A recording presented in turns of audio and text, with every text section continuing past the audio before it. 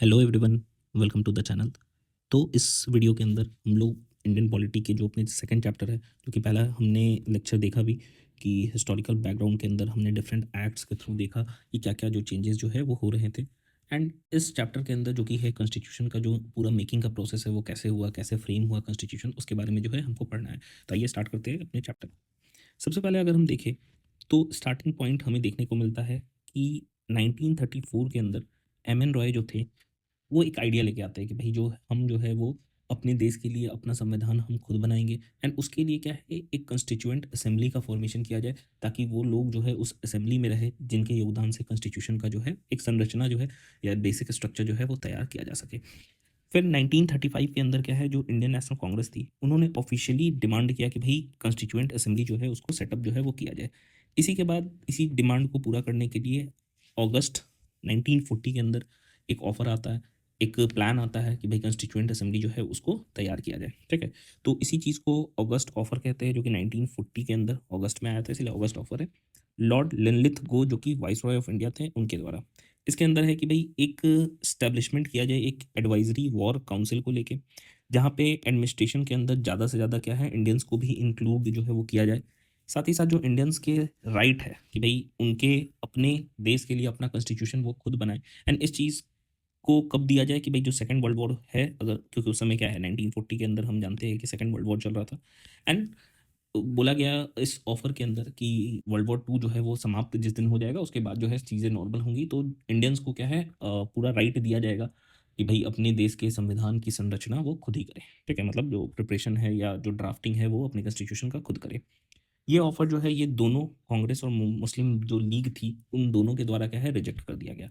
इसके बाद क्या है, क्रिप्स मिशन जो है वो लॉन्च होता है। एंड लॉन्च होने के बाद क्या है, क्रिप्स को भेजा जाता है, मतलब ब्रिटेन से यहाँ पे।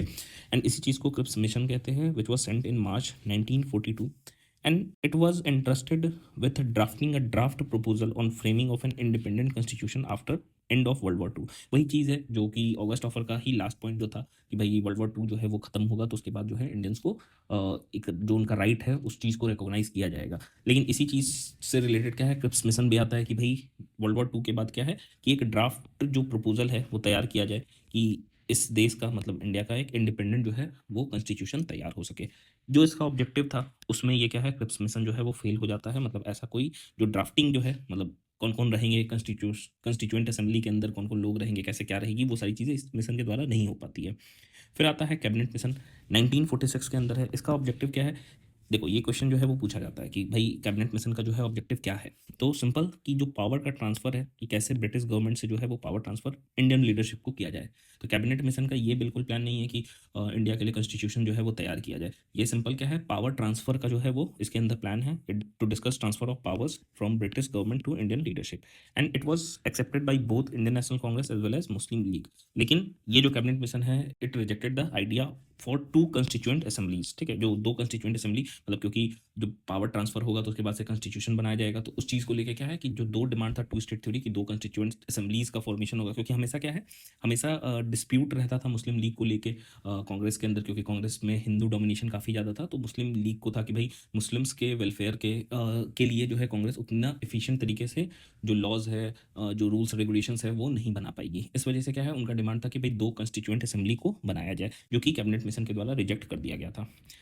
इसके बाद अगर हम देखें कंस्टिट्यूएंट असेंबली का फॉर्मेशन होता है, इट वॉज कंस्टिट्यूटेड इन नवंबर 1946। ठीक है, तो नवंबर 1946 याद रखना है, इसके अंदर कंस्टिट्यूएंट असेंबली का फॉर्मेशन होता है। एंड इसमें एडिक्वेट रिप्रेजेंटेशन था various sections of the society का।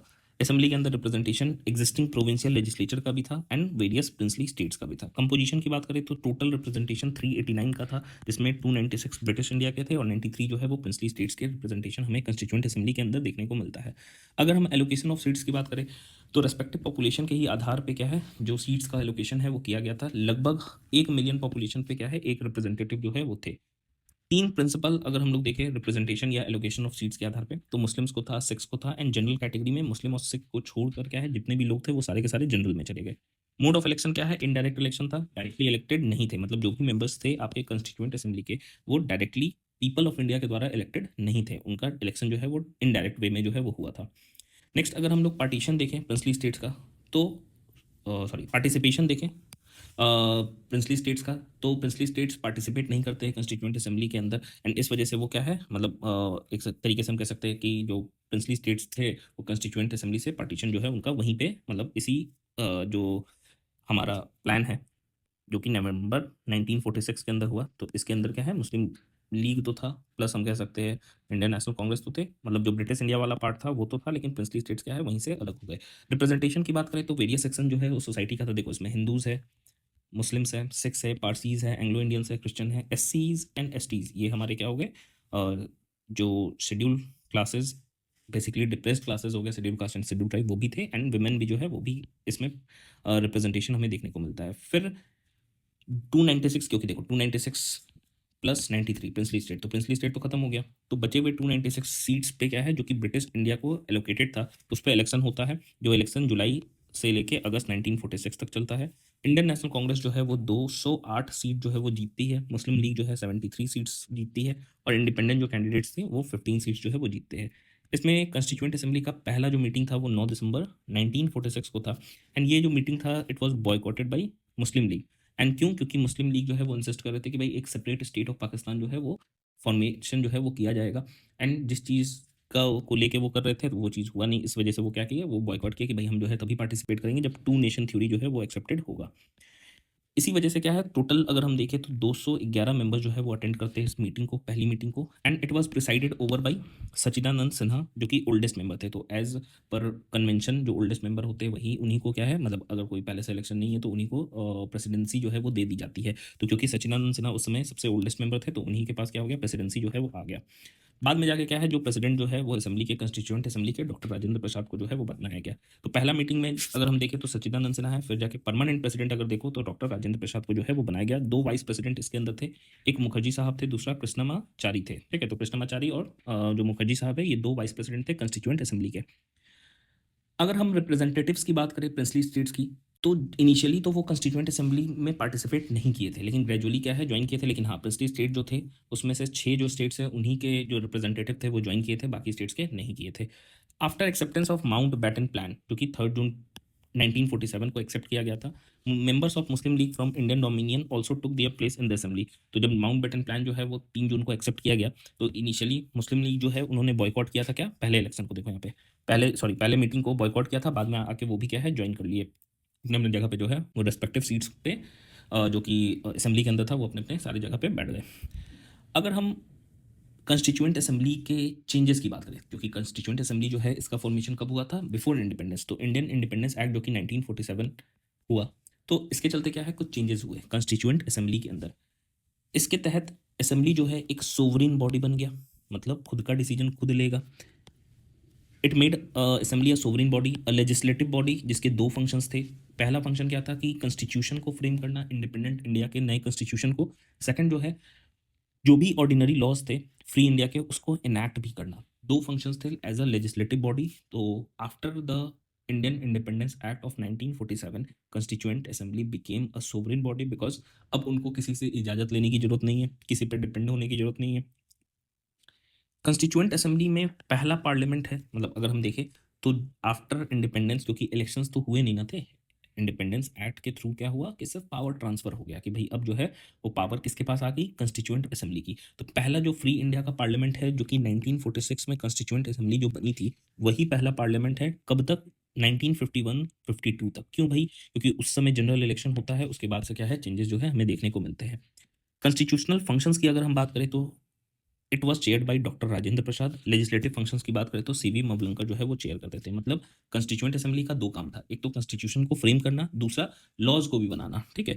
तो लॉज को बनाना और एग्जिस्टिंग ऑर्डिनरी लॉज जो है उनको इनैक्ट भी करना। मतलब सिंपल हम कह सकते हैं कि एक काम था लेजिस्लेचर का, दूसरा काम जो था वो ड्राफ्टिंग का था कि कॉन्स्टिट्यूशन को ड्राफ्ट करे। तो कंस्टिट्यूएंट असेंबली में दो प्रेसिडेंट के रूप में काम करते थे। कंस्टिट्यूएंट असेंबली जब आपका कॉन्स्टिट्यूशनल फंक्शन को करता था, यानी कि जब ड्राफ्टिंग का काम होता था कॉन्स्टिट्यूशन का, तो उस समय उसके जो चेयरपर्सन थे वो डॉक्टर राजेंद्र प्रसाद थे। लेकिन जब लेजिस्लेटिव फंक्शन होता था तो उस समय सीवी मवलंकर साहब जो है वो आपके प्रेसिडेंट के रूप में जो है वो थे। फाइनल स्ट्रेंथ अगर हम देखें तो 299 रहता है। ओरिजिनली 389 था, जिसमें से 90 जो है वो पाकिस्तान के लिए हो गया।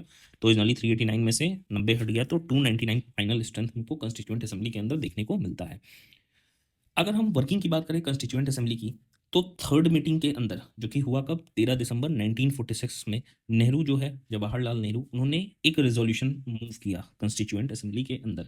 इस रेजोल्यूशन का नाम रखा ऑब्जेक्टिव रेजोल्यूशन। तो ऑब्जेक्टिव क्योंकि सर्टेन ऑब्जेक्टिव्स को लेके उन्होंने बात अपनी रखी थी, इसीलिए 13 दिसंबर 1946 को नेहरू जी ने जो ऑब्जेक्टिव रेजोल्यूशन मूव किया था आपके कॉन्स्टिट्यूएंट असेंबली के अंदर, उसके तहत इंडिया जो है इंडिपेंडेंट सोवरेन रिपब्लिक जो है वो बनेगा। मतलब रिपब्लिक क्यों? क्योंकि इलेक्टेड हेड होगा। सोवरेन क्यों? क्योंकि उसको इजाजत लेने की जरूरत नहीं पड़ेगी ब्रिटिश क्राउन से। दूसरा, it shall comprises British India states, मतलब जो प्रिंसली स्टेट्स है जो कि पार्टिसिपेंट के रूप में आए हैं, वो इंडिपेंडेंट इंडिया का पार्ट होगा, प्लस स्टेट्स जो है वो रहेंगे। और वैसे आउटसाइडर जो कि पहले नहीं थे इन दोनों के पार्ट, वो अगर मतलब they are willing to join, तो वो भी क्या है, इंडिया के जो है वो पार्ट होंगे।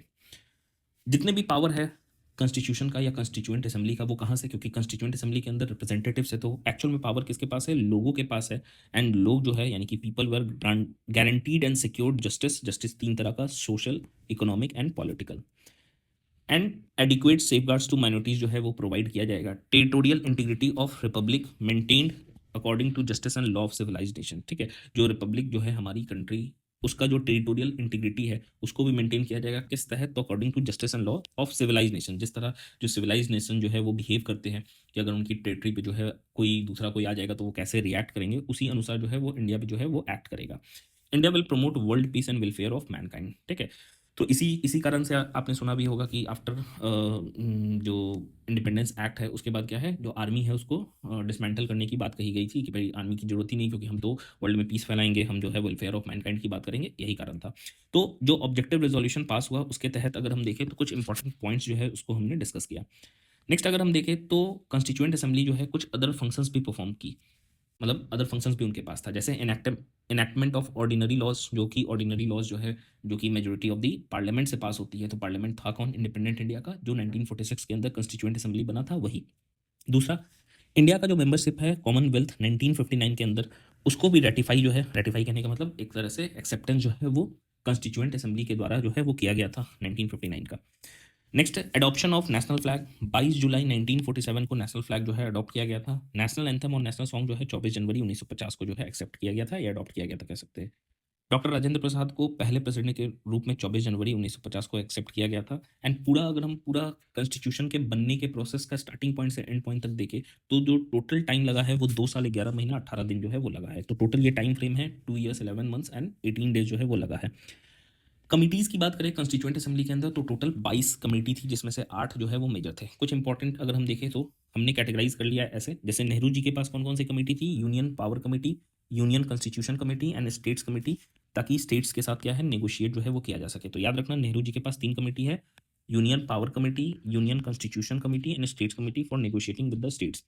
प्रोविंशियल कॉन्स्टिट्यूशन कमेटी की अगर हम बात करें तो ये सरदार वल्लभ भाई पटेल के अंदर था, इसीलिए इनको अगर हम देखें तो आयरन मैन भी जो है वो इंडिया का कहा जाता है। ड्राफ्टिंग कमेटी जो है वो बी आर अम्बेडकर साहब के अंतर्गत थी। फिर राजेंद्र प्रसाद के अंदर 2 कमेटी थी, rules of procedure committee and steering committee. फिर पटेल साहब के अंदर क्या है, एडवाइजरी कमेटी थी। एडवाइजरी कमेटी की अगर हम बात करें तो इसके अंतर्गत क्या है, डिफरेंट सब कमेटीज आ जाएंगी, जिससे फंडामेंटल राइट्स के लिए, माइनॉरिटीज के लिए, ट्राइबल एंड जो एग्जीक्यूटिव एरियाज है या एक्सक्लूडेड एरियाज कह सकते हैं, उनके तहत। सब कमेटीज़ की बात करें तो सब कमेटीज़ के अंदर फंडामेंटल राइट्स की कमेटी जो है it was headed by Kripalani. Minorities का उसी तरीके से अगर हम देखें तो एच.सी. मुखर्जी साहब है। फिर north eastern frontier tribal areas and Assam excluded and partially excluded areas का गोपीनाथ बरदोलोई है।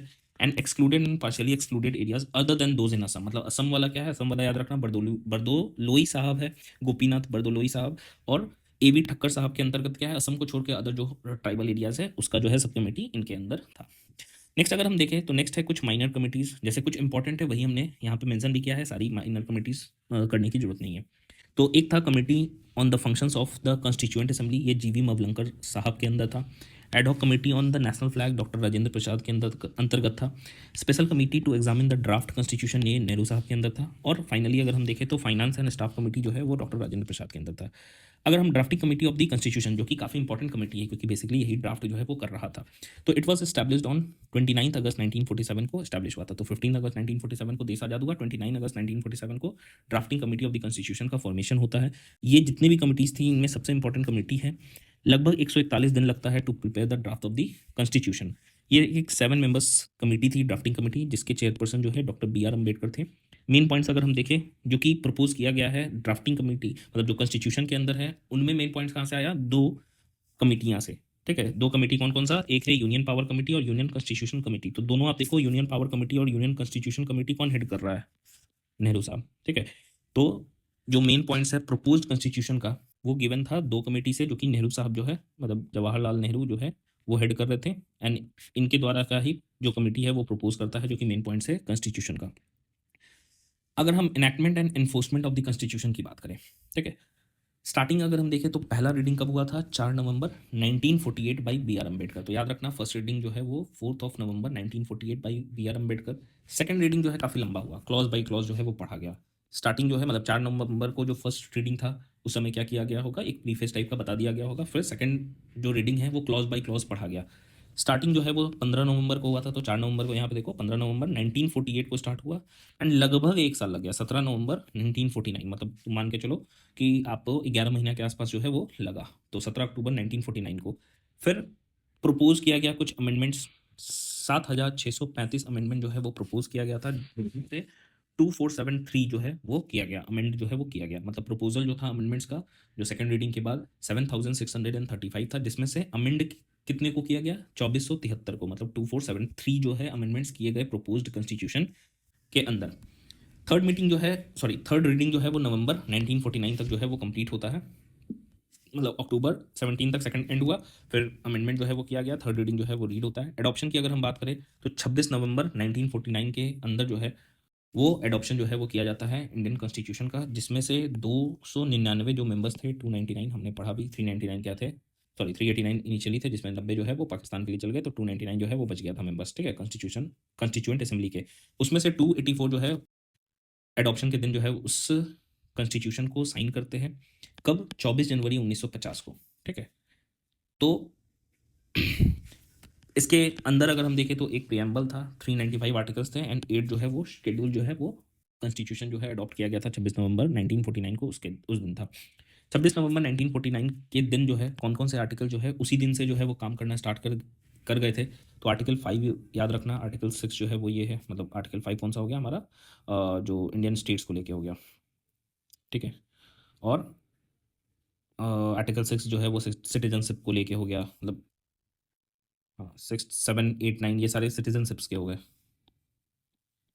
ठीक है, ये सिटीजनशिप्स के हो गए। तो 5 6 7 8 9 60 हो गया, 324 आर्टिकल जो है वो हो गया, 366 हो गया, 367 हो गया, 379 हो गया, 380 हो गया, 388 है, 391 है, 392 है, 393। तो याद रखना ऐसे 5 6 7 8 9 60 एक हो गया, 324 366 367 ये एक साथ हो गया, 379 380 388 391 92 93। तो ये एक साथ ऐसे, मतलब आप ब्लॉक कर लोगे तो आपको याद हो जाएगा कि 5 6 7 8 9 60 324 366 67 एक साथ हो गया, 79 380 एक साथ हो गया, 388 तीन हो गया, 8 वाला है तो एक साथ, 91 92 93 जो है वो 26 नवंबर 1949 को ही अडॉप्ट कर लिया गया था। फाइनली जो भी रेस्ट जो है आर्टिकल्स थे वो 26 जनवरी 1950 को जो है इन्फोर्स किया जाता है। क्यों इस दिन चुना गया, तो 1930 के अंदर पूर्ण स्वराज डे जो है वो इसी 26 जनवरी को मनाया गया था, जिसके अंदर जो 3 तिरंगा जो है वो फहराया गया था इंडियन नेशनल कांग्रेस के द्वारा लाहौर सेशन के जस्ट बाद। ठीक है, तो tricolour flag was unfold after Indian National Congress passed resolution at its Lahore session. ठीक है, तो पूर्ण स्वराज डे जो है वो 1930 के अंदर 26 जनवरी के दिन जो है वो सेलिब्रेट किया गया था। Constituent assembly became provisional parliament of India until new parliament formed in 1952। तो 1951 से लेकर 52 के बीच क्या हुआ, आपका इलेक्शंस हुआ, और इसके बाद क्या है 52 के बाद तक जो है 1947 से लेकर समझो लगभग 5 साल जो है वो कंस्टिट्यूएंट असेंबली ही पार्लियामेंट के रूप में जो है वो काम करता है। अगर हम कंस्टिट्यूएंट असेंबली की बात करें तो फिर इसका क्रिटिसिज्म भी जो है वो किया गया है कि भाई ये जो है नॉन रिप्रेजेंटेटिव थे। क्यों, क्योंकि जो मेंबर्स थे कंस्टिट्यूएंट असेंबली के, जो कि 389 थे, 299 आपके रह गए थे, 90 जो है पाकिस्तान, ये क्या है इलेक्टेड थे डायरेक्टली, नहीं डायरेक्टली तो इलेक्टेड नहीं थे लोग, जो है वो कहाँ इलेक्शन में पार्टिसिपेट किए थे, तो वो इनडायरेक्टली इलेक्टेड थे, इसलिए बोला गया कि नॉन रिप्रेजेंटेटिव है। ये स्टेबल नहीं है, क्योंकि कंस्टिट्यूएंट असेंबली जो है वो अपने प्रपोजल पे नहीं बना था, ब्रिटिश गवर्नमेंट का प्रपोजल था फॉर्म करने के लिए। काफ़ी लंबा समय लगा कंस्टिट्यूएंट असेंबली को कॉन्स्टिट्यूशन बनाने के लिए, भाई कितना, 2 साल 11 महीना 18 दिन जो है वो लग जाता है। कांग्रेस डोमिनेटेड है, क्योंकि कांग्रेस जो है वो काफ़ी ज़्यादा 208 जो है वो मेंबर्स आपके कांग्रेस के थे, मतलब जीते थे, जो आपके 73 मुस्लिम लीग के हो गए, 15 जो है इंडिपेंडेंट हो गए, ऐसे हो गया। It was dominated by lawyers and politicians, and Hindu dominated था, इसलिए तो मुस्लिम लीग को जो है वो प्रॉब्लम। ठीक है, 58th कॉन्स्टिट्यूशनल अमेंडमेंट एक्ट जो है 1987 का जो है वो इंसर्ट किया जाता है, एक नया आर्टिकल इंसर्ट करता है part 22 of the Indian constitution के अंदर, जो कि 394 ए है, जिसके तहत क्या है कि कॉन्स्टिट्यूशन का ऑफिशियल जो है वो ट्रांसलेशन जो है वो डाला गया कि भाई इंग्लिश से जो है वो हिंदी, और ट्रांसलेशन ऐसा होना चाहिए कि हर शब्द जो है जो इंग्लिश में जो मतलब है एक्चुअल में, क्योंकि कई बार क्या होता है कि इंग्लिश टू हिंदी ट्रांसलेशन के दौरान क्या है शब्द जो है, या जो शब्द तो नहीं कह सकते लेकिन हाँ पूरे सेंटेंस का मीनिंग जो है वो थोड़ा चेंज भी हो जाता है कई बार, ठीक है। तो इसी वजह से क्या है, इसी वजह से जो आर्टिकल इंसर्ट किया गया वो इंग्लिश ट्रांसलेशन को हिंदी में इस तरह से किया जाए कि हिंदी में भी वही मीनिंग होगा जो कि इंग्लिश के अंदर जो है वो हो, ठीक है, यही चीज़ था। कुछ इंपॉर्टेंट फैक्ट्स है कंस्टिट्यूएंट असेंबली के बनाए गए कॉन्स्टिट्यूशन के अंदर। सबसे पहला क्या है कि जो सेक्रेटरी थे कॉन्स्टिट्यूएंट असेंबली का, वो अयंगर साहब जो है वो थे। चीफ ड्राफ्ट्समैन जो कॉन्स्टिट्यूशन के हैं कॉन्स्टिट्यूएंट असेंबली के अंदर, वो एस एन मुखर्जी है, ठीक है। कैलीग्राफर जो कि ओरिजिनल कॉन्स्टिट्यूशन इंग्लिश में लिखा गया था, तो उसका याद रखना, प्रेम बिहारी नारायण रायजादा जो है वो साहब आपके कैलीग्राफर है। वसंत कृष्ण वैद्य जो है हिंदी के जो ट्रांसलेशन हुआ इस आर्टिकल, मतलब आर्टिकल 394 ए के बाद जो हिंदी में ट्रांसलेशन हुआ उसके कैलीग्राफर है। नंदलाल बोस और बेओहर मनोहर सिन्हा जो है वो कॉन्स्टिट्यूशन को डेकोरेट जो है, आप देखोगे साइड से डेकोरेशन जो है वो किया गया है, वो इन्हीं के द्वारा किया गया है। तो कुछ इंपॉर्टेंट फैक्ट्स में याद रखना, कॉन्स्टिट्यूएंट असेंबली के सेक्रेटरी कौन है, एंगर साहब। चीफ ड्राफ्ट्समैन कॉन्स्टिट्यूशन के कॉन्स्टिट्यूएंट असेंबली के अंदर कौन थे, एस एन मुखर्जी साहब थे। चीफ जो इंग्लिश के कैलीग्राफर है वो प्रेम बिहारी नारायण रायजादा है। नंदलाल बोस और बेहोर राम मनोहर सिन्हा जो है वो डेकोरेट किया उन्होंने कॉन्स्टिट्यूशन को। और वसंत कृष्ण वैद्य जो है वो हिंदी के कैलीग्राफर है, जो कि 394 ए आर्टिकल जब ट्रांसलेशन हुआ तो उसके हुए, ठीक है।